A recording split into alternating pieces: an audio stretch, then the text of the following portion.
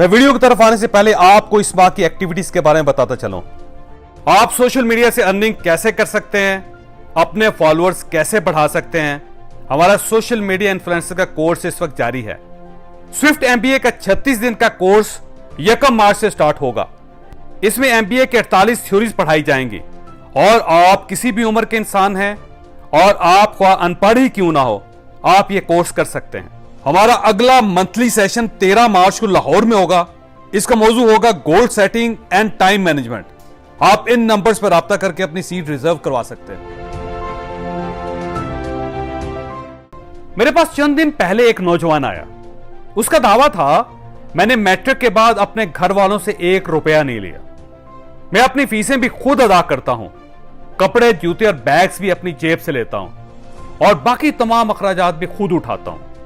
मैंने उससे पूछा, आप ये सब कुछ कैसे मैनेज करते हो? उसका जवाब बहुत दिलचस्प था। उसने बताया, हमारे बचपन में एक लड़का हमारे घर में हमारी गाड़ी धोने आता था। वो बहुत मेहनत से काम करता था, लिहाजा हमारे वालिद उससे बहुत खुश थे। वो उसके अलावा किसी शख्स को भी अपनी गाड़ी को हाथ नहीं लगाने देते थे। बेशुमार लोगों ने मेरे वालिद को कम पैसों में बेहतर सर्विस की ऑफर की, लेकिन वो हमेशा इंकार कर देते थे। उनका कहना होता था, ये लड़का मेरी गाड़ी की मुझसे ज्यादा केयर करता है, लिहाजा मुझे इसे बदलने की कोई जरूरत नहीं।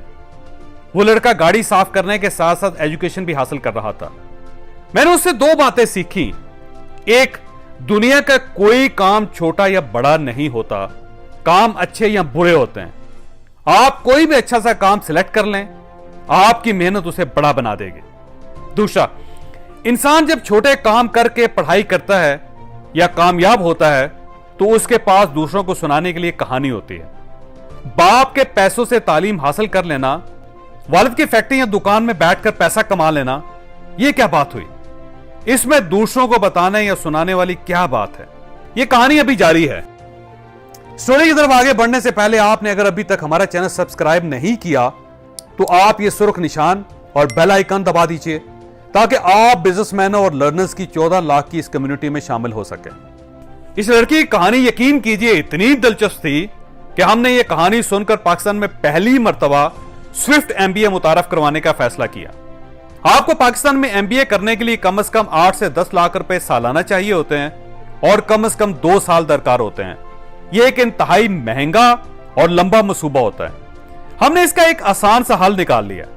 दुनिया भर में एमबीए में बिजनेस की 48 थ्योरीज पढ़ाई जाती हैं। हमने इन थ्योरीज की बुनियाद पर 36 दिनों का कोर्स बनाया। आप अगर ये कोर्स कर लें तो आपको बिजनेस की मजीद तालीम की कोई जरूरत नहीं रहेगी। आप बने बनाए एमबीए होंगे और इस एमबीए के लिए आपको ना तालीम की जरूरत है, ना ही उम्र की जरूरत है, ना ही किसी सोशल स्टेटस की जरूरत है। आप किसी भी उम्र के हैं, कहीं के भी रहने वाले हैं और आपकी तालीम कितनी ही वाजिबी क्यों ना हो, आप ये कोर्स कर सकते हैं। हमारा ये कोर्स 1 मार्च को स्टार्ट हो रहा है। आप इन नंबर्स पर राब्ता करके हमारी इस क्लास का हिस्सा बन सकते हैं। मैं आपको गारंटी करता हूं कि यह कोर्स यकीनन आपका मुकद्दर बदल देगा। मैं नौजवान की कहानी की तरफ वापस आता हूं। नौजवान ने बताया, मैं अमीर बाप का बेटा हूं, लेकिन मैंने अपनी अमली जिंदगी का आगाज गाड़ियां धोने से किया था। लेकिन मैं पढ़ा लिखा भी था और अफोर्ड भी कर सकता था, लिहाजा मैंने सबसे पहले गाड़ियां धोने के इक्विपमेंट्स खरीदे और उसके बाद अपना काम स्टार्ट किया। मैंने सबसे पहले अपने हमसाये को अपना ग्राहक बनाया। मैंने उससे गाड़ी धोने का एग्रीमेंट कर लिया। मैंने उससे पूछा, लेकिन सबसे पहले हमसाया क्यों? वो हंसकर बोला, हम सब लोग छोटे कामों से शर्मिंदा हो जाते हैं और हम अपने रिश्तेदारों और हमसायों से अपने काम छुपाने की कोशिश करते हैं। मैंने सबसे पहले हमसाये की गाड़ी धोकर अपनी शर्म और अना की कुर्बानी दे दी। इसके बाद मेरे लिए वो काम आसान हो गया था। मैंने इसके बाद 3 लड़के मुलाजिम रखे और हम लोगों के घरों में जाकर उनकी गाड़ियां धोने लगे। मैं 2 घंटे सुबह काम करता हूं, 2 घंटे शाम, और इन 4 घंटों से मेरे अखराजात भी पूरे हो जाते हैं और मेरे लड़कों की तनख्वाहें भी निकल जाती हैं। मैंने उससे पूछा, तुमने ये काम ही क्यों सिलेक्ट किया? वो हंसकर बोला, इसमें कंपटीशन नहीं था। मुल्क में गाड़ियां धोने वाले 100% लोगों के पास अपनी गाड़ियां नहीं होती, लिहाजा ये सिरे से नहीं जानते गाड़ी को कहां कहां से साफ करना चाहिए। ये सिर्फ उसकी बॉडी चमका देते हैं और टायर धो देते हैं, जबकि गाड़ी ड्राइव करने वाला शख्स गाड़ी के अंदर बैठता है। इसे बॉडी या टायर्स की सफाई से ज्यादा फर्क नहीं पड़ता। मैं क्योंकि पला बड़ा ही गाड़ी में था, मैं जानता था गाड़ी को अंदर से ज्यादा और बाहर से कम साफ होना चाहिए, लिहाजा मैंने अपनी ये इंफॉर्मेशन लगाई और मेरे ग्राहक पक्के हो गए। मैंने उस नौजवान को थपकी दी और उससे कहा कि दुनिया में हर जॉब खत्म हो सकती है, लेकिन एक जॉब, एक नौकरी कभी खत्म नहीं होगी, और वो है अच्छा काम। अच्छे की गुंजाइश दुनिया खत्म होने के बाद भी मौजूद रहेगी। हम इंसानों को ज्यादा नहीं चाहिए होता, हम कोई भी काम करके जबरदस्त किस्म की जिंदगी गुजार सकते हैं। बस हमें एक चीज का ध्यान रखना चाहिए, हम जिस शोबे में भी काम कर रहे हैं उसमें हमारा कोई सानी नहीं होना चाहिए। आपको उसमें टॉप पर होना चाहिए।